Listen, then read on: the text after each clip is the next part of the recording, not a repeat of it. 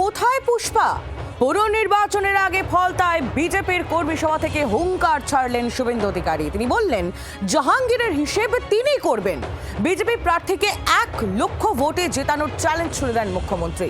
তিনি ঘোষণা করেন, ফলতার জন্য স্পেশাল ডেভেলপমেন্ট প্যাকেজ হবে। উনি যদি নিজেকে সিংহ মনে করে সিনেমার আর্টিস্টে, আমরাও পুষ্পা।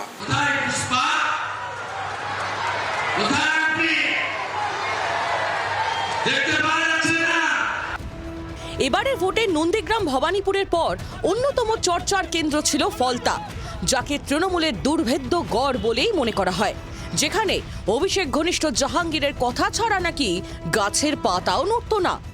অবাধ ভোট তো দূরের কথা, সেই প্রথা ভাঙতে এবার সিংহাম বলে খ্যাত উত্তরপ্রদেশের পুলিশ কর্তা অজয় পাল শর্মাকে পুলিশ পর্যবেক্ষক করে ফলতায় পাঠিয়েছিল কমিশন।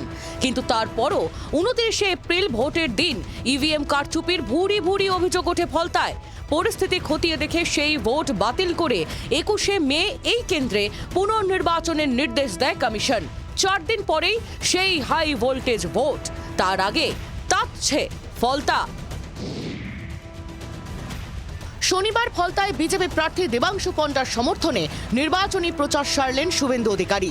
মুখ্যমন্ত্রী হিসেবে দায়িত্ব নেওয়ার পর এটাই ছিল তাঁর প্রথম রাজনৈতিক সভা। সেখান থেকেই জাহাঙ্গীরের নাম করে বেনজির আক্রমণ শানালেন মুখ্যমন্ত্রী।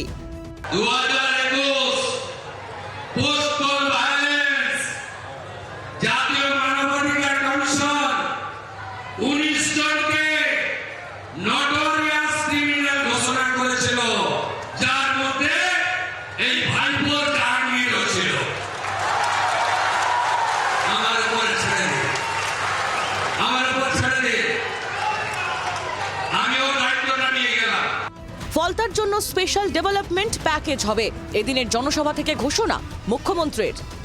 ওদের শূন্য করবেন তো রাষ্ট্রীয় নীতি মাফিকে যে যে কথা বলেছেন, রাজ্যের মাননীয় সভাপতি, রাজ্যসভার সাংসদ সমীর ভট্টাচার্য যে যে প্রতিশ্রুতি দিয়েছেন, ওগুলো তো কার্যকর হবে।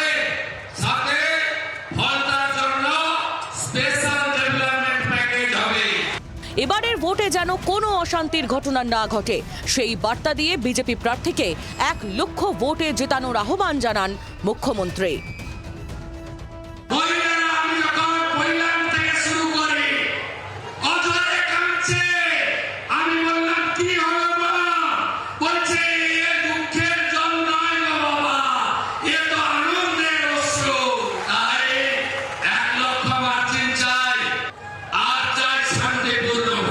কুকুর মানুষের পায়ে কামড়ায়, মানুষ কুকুরের পায়ে কামড়ায়। কোথায় গেলেন তথাকথিত পুষ্পা নাকি নাম? ডাকাতটা কোথায়? ডাকাতটা কোথায়? কোথায় দেখা যাচ্ছে? দেখা যাচ্ছে যত অভিযোগ করেছে সাধারণ নির্বাচনের সময় সবগুলোর বিরুদ্ধে ব্যবস্থা হবে। পুষ্পা কোথায়, এ প্রশ্ন আমাদেরও। জি 24 ঘন্টার দূরবীন দিয়েও খুঁজে পাওয়া যায়নি তাকে।